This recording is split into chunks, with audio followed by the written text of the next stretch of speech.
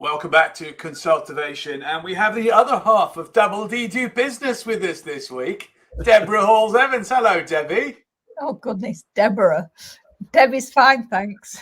Debbie's from walking out in the sun. We should ask you how you're doing, Debbie, since you told us. Anyway, how are you doing, Debbie? Doing fabulous, thank you, Dave. Nice mug. Do you like the double entendre, Kevin? Anyway, so welcome back to the show, Eric Swick and Kevin Turnbull, our regular co-hosts of what is a fabulous conversation of consultivation, of friends and advisors from across the US and the world coming together to talk about business. And this week, we've got a little bit of a challenging conversation. Debbie, what is it? It's about business congruency. So literally, oh dear, can't spell it. What is, that's incongruent, Kevin, isn't it? It's congruency. What's congruency? Yeah. It's the RLC version.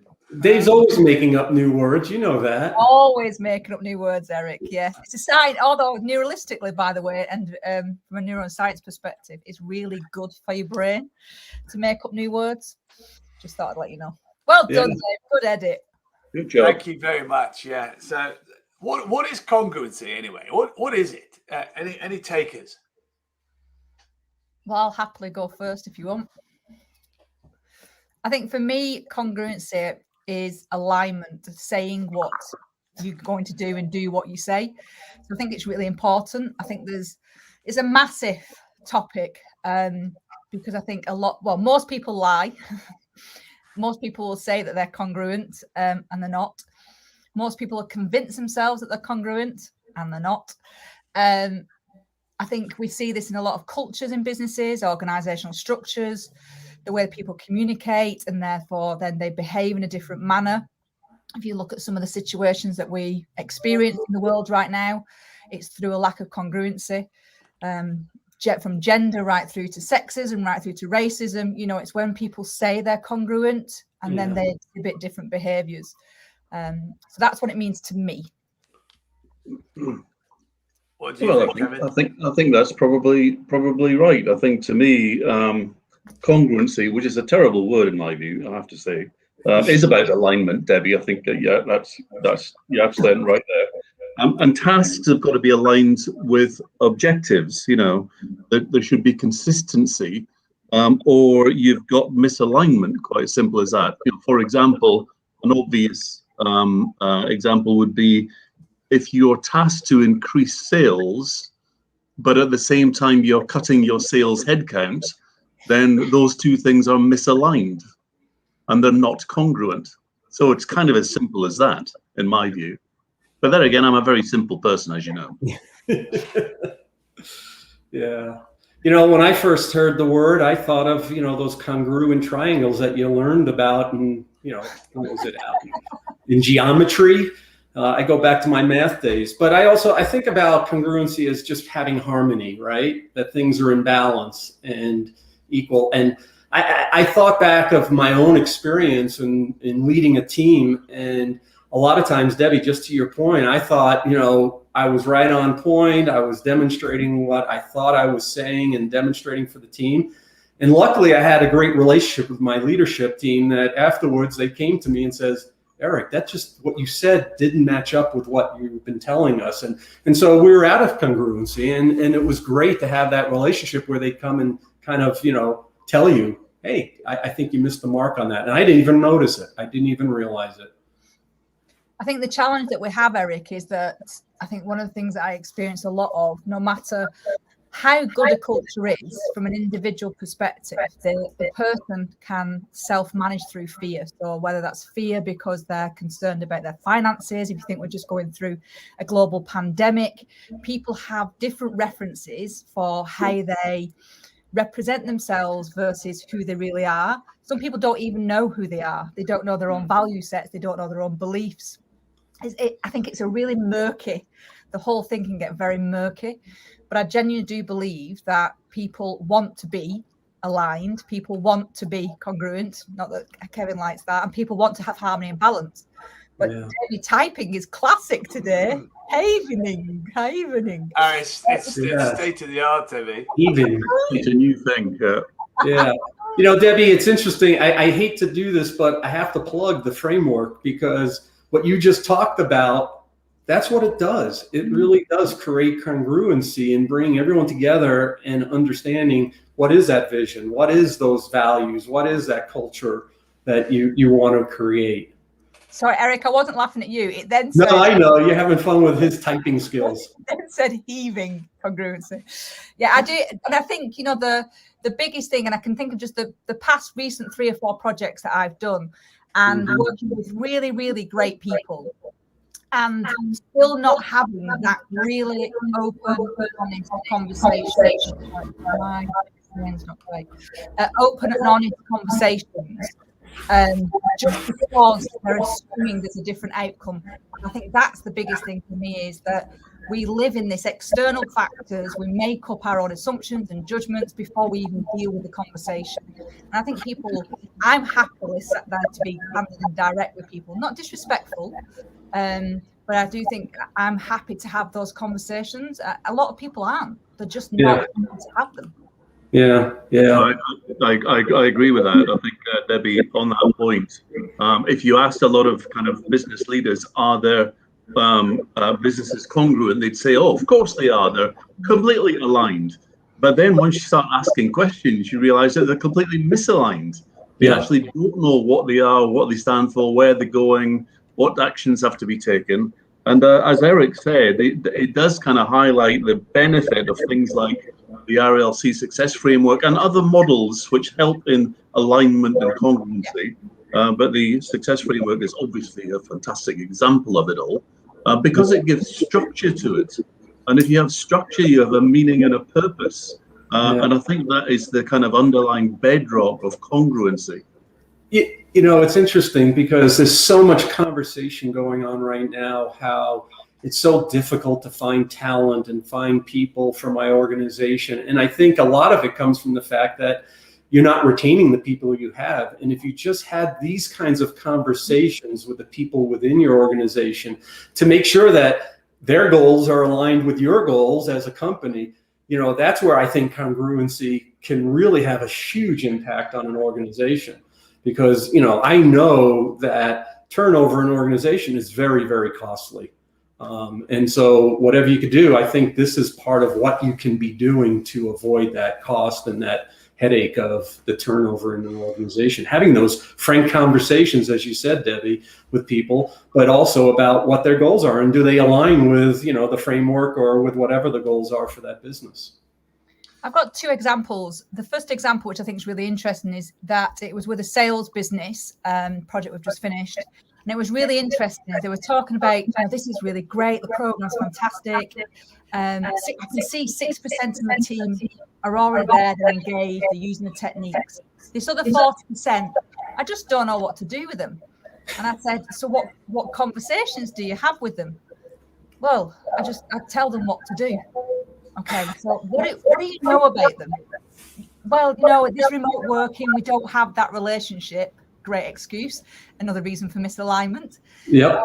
I said, well, that's not valid. Have you asked them why they even work there? And then, well, yeah, but if I do that, then I'm going to have to think of all these other questions, and then I've got to have answers. And I think that's the reason why most people will avoid it, is because it's actually hard work. It's hard work to have the conversation. It's hard work to make the effort to do the conversation. And it's also simple because they can go off on some major tangents, these conversations. And having the bravery and the skill to kind of bring them back and be really structured around the conversation, but it still be fluid, is really important. And of Debbie, course, Debbie, what you said is fabulous, but we are getting an echo off your sound. So just for a moment, if you could mute and just check your settings, that would be fabulous. But what you're saying is brilliant. So I'm sure what people are listening to, there's loads to take out of it. And it might be, I'm now echoing. Second to StreamYard. So we'll give it a second and see what happens next. But one of the questions I want to ask is, does this affect your whole life, or is it just business?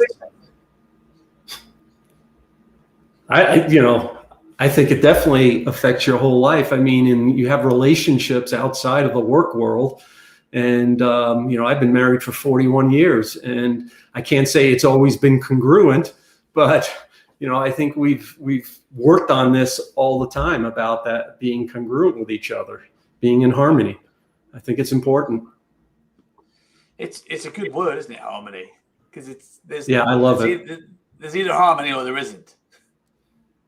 Yeah, kind of. It's all about having a good fit, and you can see that in organizations. Do the departments fit together, or are they competing? In your relationships, do you fit together? And when you're friends with somebody, you normally do. The fit is good, the fit of personality and interest or whatever it might be. And that's all about congruency. You kind of meeting together. That to me is the kind of the old-fashioned definition of it all. But now, of course, it's been hijacked for business, and that's a great thing, of course. Indeed. I think one of the things that I've observed, and I was listening to Simon Sinek's book today. I forgot the name of it, the one all about why.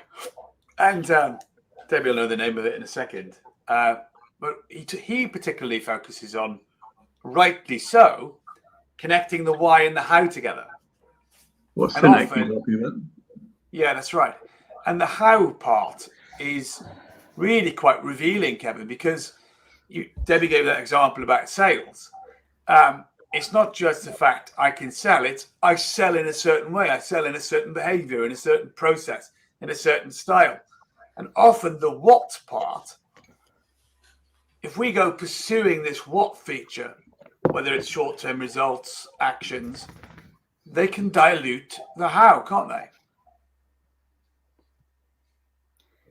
Yeah, no, absolutely. And I think his analysis is excellent. Simon Sinek, that is. And yours, Dave, of course.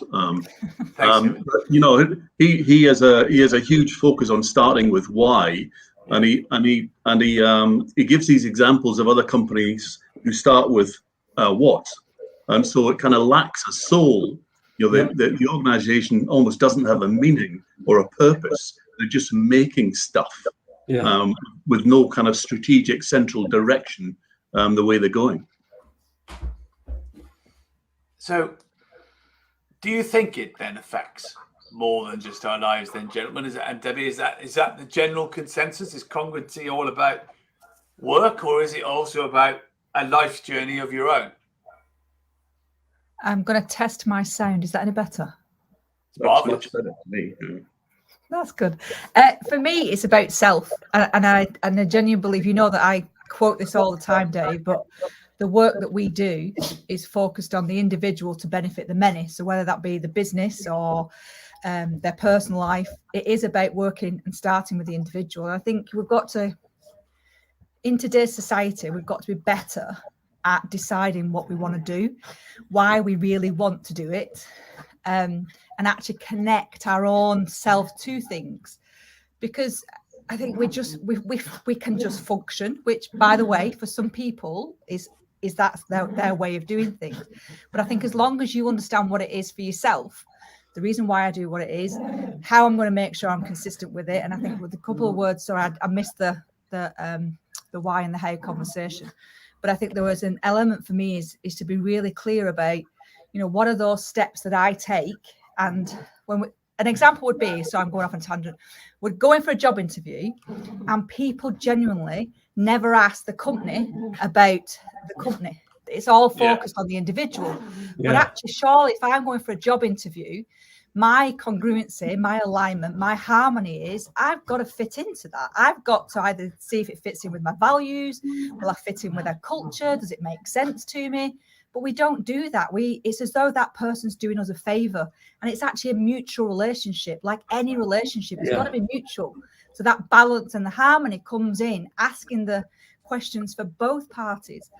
And I think that's where it sits for me. So it starts with self, but it has to benefit the many, which is what we should all be doing. I remember those days of yore when I used to do a lot of graduate interviewing at some big companies, and you would interrogate the individual, as you say, Debbie, for 44 minutes of a 45-minute interview and then say, "Oh, is there anything you want to ask me?" No, good. Well, thanks very much for coming in. Yeah. It's interesting that you bring that up, Debbie, because I think that what you see now is that is more important to the candidates. Am I going to be a fit here? How do I fit in? And I think as you do this work, I do this work with clients, I find that they may identify that this person probably isn't a fit for our team because we are incongruent. And I think that's okay. I think people have to be brave enough to, recognize that and make those types of decisions. No, that's right. I've just been helping a guy over here in the UK who, one of these divisional directors, has gone kind of a bit AWOL in terms of, his is the only important part of the business. You've got to all jump when I say jump. It bowls people out. They're an outsourcing company, so they've got a lot of people in India doing the production side of it all. And this guy's just turned into a nightmare. And in fact, it's a good example of somebody being not congruent with the objectives of the organization. And he's basically, it's kind of shape up or ship out as far as I'm concerned. And he seems to be shaping up, but whether he can make the long-term changes to get off his ego, I'm not sure, I'm not convinced. And there lies one of the biggest challenges, Kevin, with congruency, because another book I was revisiting this week was Eckhart Tolle's Power of Now. And often we misrepresent our own ego by our speed to think and respond. And we forget that the thought is where the ego is enabled. And therefore, we end up being in reflex patterns, behavioral reflex patterns. Debbie did a big session on this a few years ago with a rather large client about pain bodies, didn't you, Debbie? And we end up in these patterns of behavior that we've just got ingrained in ourselves. And ego is something that you need to have in business in the right context. We're not saying you shouldn't have it. What we're saying is you shouldn't let it be the leader inside you. That there's more to leadership than that part. But I'd like to ask you, what areas should we look at through the lens of congruency and put into the spotlight? What areas of your life and business do you think should they be? I'm rather generalist, but it should be in everything. Yeah. The thing I was thinking, there was two thoughts going through my head. Is one, the neuroscience and studies that we believe that thoughts drive our actions. They don't. So the past. I might have got feedback, by the way, or not? Yeah, it seems to be the system. Apologies. No, that's really annoying me. Shall I come downstairs? I could hear you just fine. I don't know. I don't have a problem. Okay. We've been taught that thoughts drive our behaviors. Well, actually, it's our behaviors that actually drive the thought. So our body's already in the action. The thought follows. It happens at super fast speed. And I therefore think that being able to be acutely self-aware and then not assume that everybody else is like you or everybody else has got the same thoughts. So I think it's got to be in everything, Dave. It's got to be in, am I being, I think you mentioned about your marriage, Eric, and I think, it's all parts of our life. Am I being who I want to be? Am I being who I want to represent? Does my language represent, the way that I really feel? Do we really behave like that? I mean, I know it doesn't for me at times when I can be hugely frustrated with a situation on a personal level. And then what we'll do is we'll replicate something else and get annoyed with somebody else for no other reason that we're actually annoyed with ourselves because we've not done something. And I think that just reflects itself in lots of different ways. Yeah, I agree with what you said, Debbie. The only area where I see that you may not have congruency and it may not be appropriate is when you have competition. Whether I'm competing someone in a sport or business-wise, I may not be congruent with that person. That's okay. That's okay, I would think. But internally, in relationships that you have, personal or business relationships, that's maybe where I feel it's most important. But just let's keep that thought of non-congruence, though. That's a good point, Eric, and it's one I was going to come up with. Is there any business activity where non-congruency is a good thing?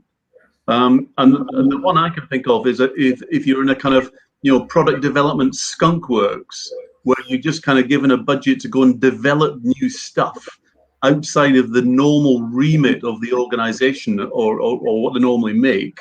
It's like Post-it notes when that was developed by 3M. They were just doing technology for technology's sake, and then they eventually found a use for the glue that was an integral part of that. And that's kind of non-congruent in a positive way. I don't know what you guys think of that. I'm trying to think of examples No, that relate to that. Debbie, you came out one the other day. We were talking about a brand we work with, and we were talking about the size of its change that it needs in the future.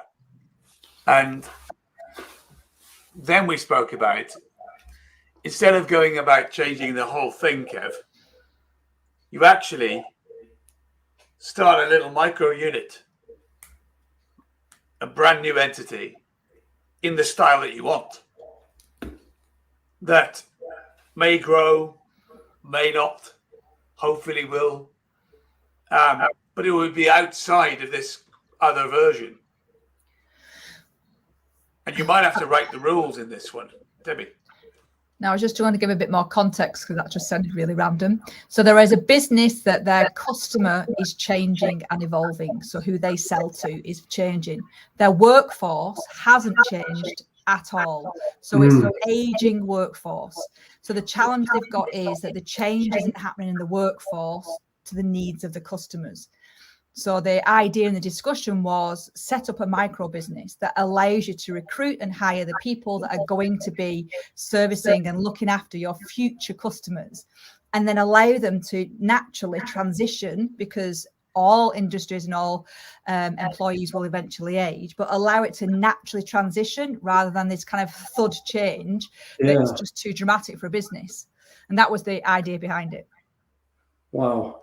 So that's like a kind of if you were a VCR manufacturer and you were just busily making them away as if it's going to be there forever, but you've got somebody working on streaming services and the technology that's required there. There's an element of non-congruence in all of that, because there is a gap between the two positions. Yeah. But I suppose that the difference there is, and going back to Eric's point about, I see it in sport. Whereas with a competitor in business, I think there's a challenge for me that says, ultimately, is what is your industry really famous for, or what is it that it does successfully? What does it that needs to change? So go back to that example we're talking about. It's a business that already has in a kind of a very interesting back history. It's a sales environment. It's perceived to be a little bit kind of shady at times, heavily discounted sales. So quite old, I would consider a kind of a very classic sales process. But actually, the competition then becomes internally. So it has to be congruent to what your business stands for. And that, for me, is where the challenge is in the business. Talk about the coaching industry. The coaching industry, I genuinely believe, is the least congruent business industry ever, because it's full of a lot of ego, a lot of people talking about themselves, not products or services or their clients' needs. It becomes about them. And I think that's my challenge, is that it's not just the competition. It can be this kind of wider holistic perspective that an industry can be completely incongruent. Therefore, it just feeds the same machine.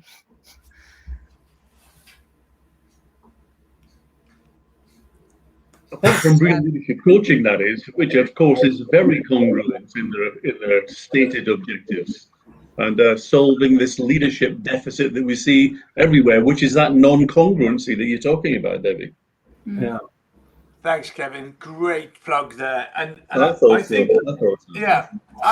think what Debbie said deserved the pause there in this episode, because I think if you go back to the start of EasyJet years ago, and many businesses like it, and if EasyJet are watching, we're not claiming there's any accuracy in this story, but there's a famous There's a famous example about when they started, they had somebody answering the phones declaring how busy they were because the airline was taking off.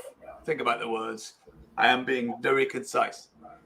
But they were spending all their energy in creating this idea that you're missing out if you're not using them, and the rest is history. They become this successful airline. Yet small businesses today play the same game to a degree, of pretending to be much more than they are. And Debbie, coming to this, the coaching industry is full of that too, as opposed to being intentional about your desired impact, living out your primary aim and why, bringing value to that process, and doing your very best at it, and making a difference, and living out the how congruently, which is much more powerful than, hey, Eric, I've got it together, I can do everything. Yeah, of course. Is the alternative to that. And I think it's tough, isn't it? It's very tough to just be okay with it. I think from a bigger picture, Dave, you're kind of you're stating a reality, which is the world is not congruent.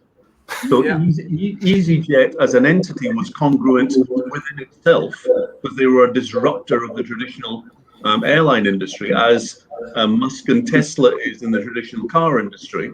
But they are congruent as an individual entity, although they're not in harmony with the broader industry because they're disruptors. So it's inevitable that they're going to be non-congruent. Yeah. It's actually, that's a huge statement. We could just go on for like half a day on this. I read an article this morning in The Guardian, relatively reliable newspaper, I think. But says Dave, just for the record. Dave, yeah.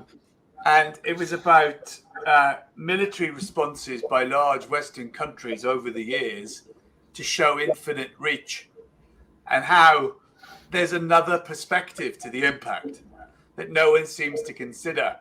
And worse still, where the decision is made, wherever that decision is made, in this case, it was the US government, the people who execute the process of the decision are the ones who live with the accountability of their choice when they then discover what they did wasn't accurate. And then the people at the end of that story, Kevin, Eric, who were then usually bombed, who were thinking, how did that happen? To our little tired little town that, really kind of thing. There's incongruency right through that in almost every direction. And if our governments can't be congruent, Debbie. I'm not sure it's I think semantics is important. I understand that, but I also think there's some flex in what you're saying. Politics is naturally incongruent, and it has to be, because you're talking about democracies and socialism and communisms and perspectives. So I think politics is a very difficult one. It's divisive by its own setup. That's why it was created. It was created to challenge different perspectives. So I think, dragging that in, we need Lisa Daly here. But I think, I'm not sure that's personally a good example. I think you've just got to be cautious around, congruency comes to self-accountability, self-awareness and self-understanding. And that's where it comes for me, is that, you talk about all the really big stuff, but actually bring it down to what it means to me as the individual. What does it mean to me in my life? And I think that's the bit people have just got to start asking the questions, because that's the bit that makes the difference. It's like the acorn grows into the big oak, but it has to start somewhere. To what you just said, Debbie, the first thought that came to my mind is, just as an individual, walk the talk. If this is what you're saying, then do what you say. Your actions should mirror what you're saying. And I think, yes, let's take it from world politics back to the business world, right? Because that's what this is really about, and how this can impact you in your business. And I think, doing that self-reflection is really important. I think it's really powerful. I think you can actually compare the macro and the micro, though, because yes, Eric, walking the walk and talk the talk is great, but if no one believes you or believes what you say, then you can do as much as that as you like, but you are inevitably in an incongruent position. And I think the politician thing is interesting because they're pragmatic. And has pragmatism got anything to do with congruence? I ask the panel. Yeah, but Kevin, I was looking at it from an individual standpoint. Me as an individual being congruent as an individual. I agree with what you're saying. Is am I congruent with the rest of my team or my organization? Is a whole nother story. Yes. Maybe that's why we're attracted to people like us, because there's more of a congruency in that meeting. So my question then is completely off David to a tailspin. So should we then not be congruent? Because actually we need in society as a whole to understand wider perspectives, and actually congruency could actually create homogeneity. So this kind of one style, everybody fits all one. So surely we should allow incongruent, like you said before, or uncongruent. I actually don't know the correct terminology, but actually we need it. We need elements of incongruency so that we can develop and grow and understand different perspectives. So we literally, well, maybe that's why we're in the 21st century where we're at, is that we've believed we should be congruent, and therefore, all the white people sit together and all the black people sit there, and it genuinely, is that congruent? Is it? It's not congruent at all, because we're a human race. Yeah. So do we need incongruency? Actually, should we even be? Dave, is your topic a rubbish topic? I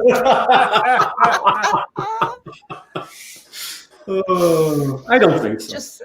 No, I don't think it's it, but I think it's a really good discussion to have. Genuinely, we get more out of not getting it right first time. We get more out of having a different, but we're all coaches here, right? So we coach from our experience, but every time we coach somebody, it enhances our experience because we're understanding somebody else's perspective. Yeah. So then kind of we're in this. Are we incongruent, congruent? I don't know. My head's now spinning a bit.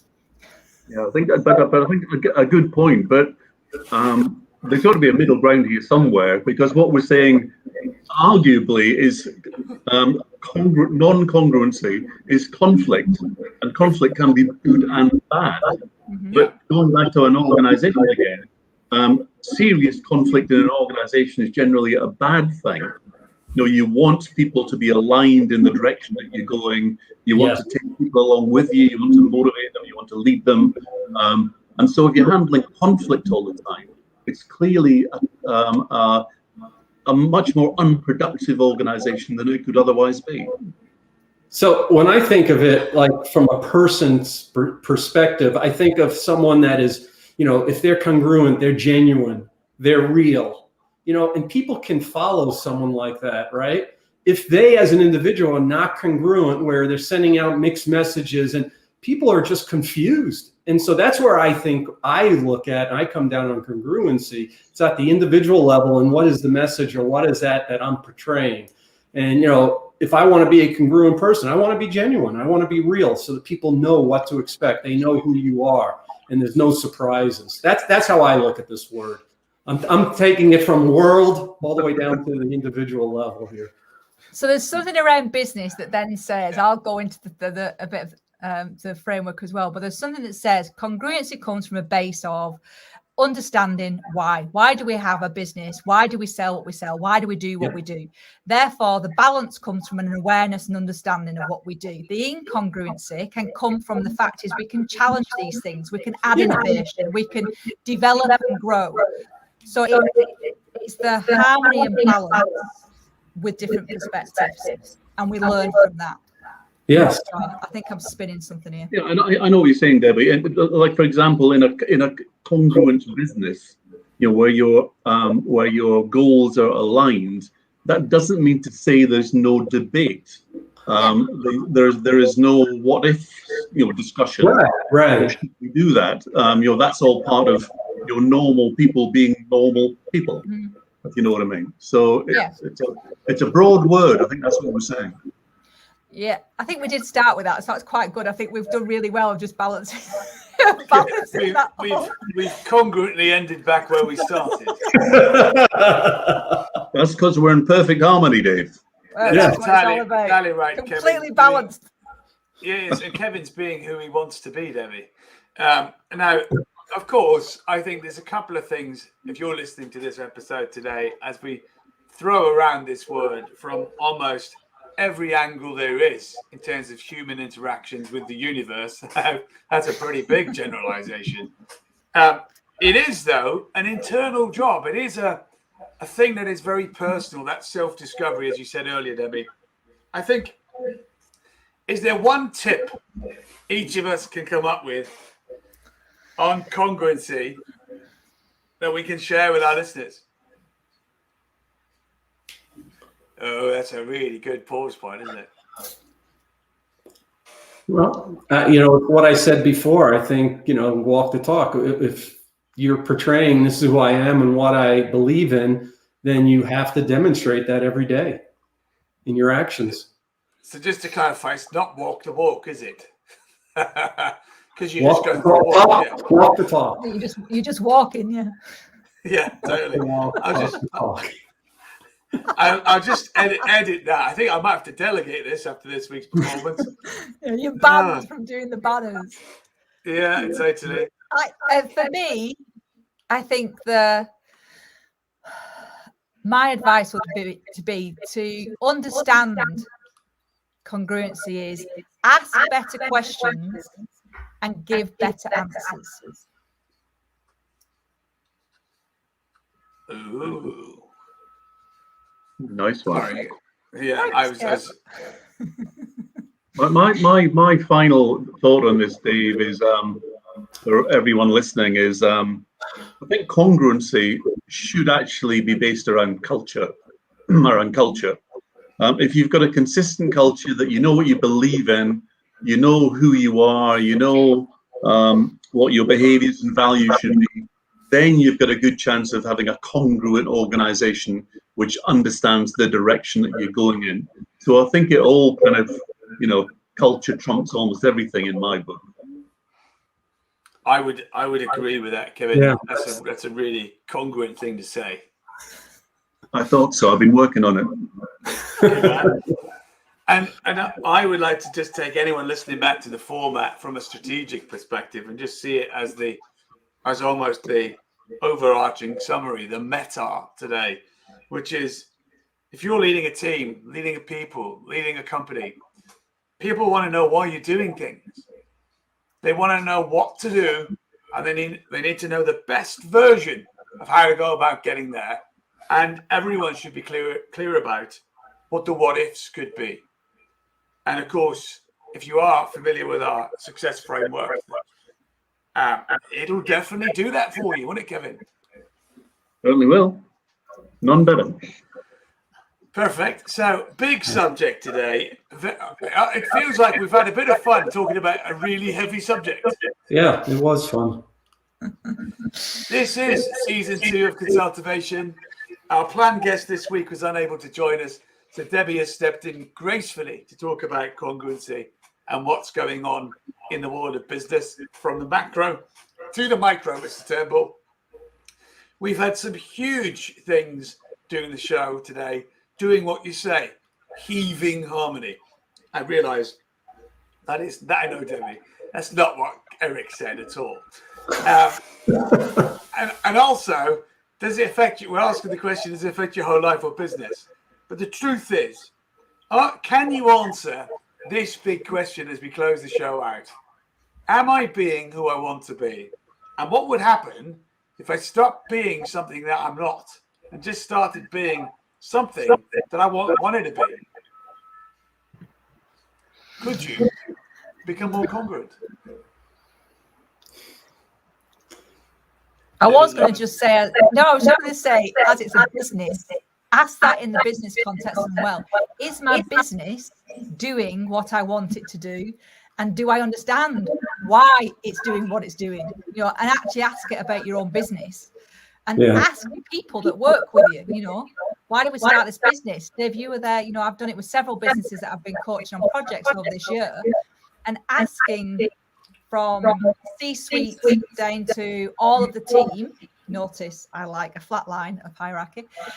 But in regards to asking them why you do it, and when you find the anomalies and the differences, it creates a really healthy discussion. Fantastic. So I'd just like to say thank you to Kevin, thank you to Eric for your fabulous contributions, and you, Debbie, for stepping in the breach this week. Great conversation. Yes, Everybody out there, every success for your learning with Congruency. Take care, everybody.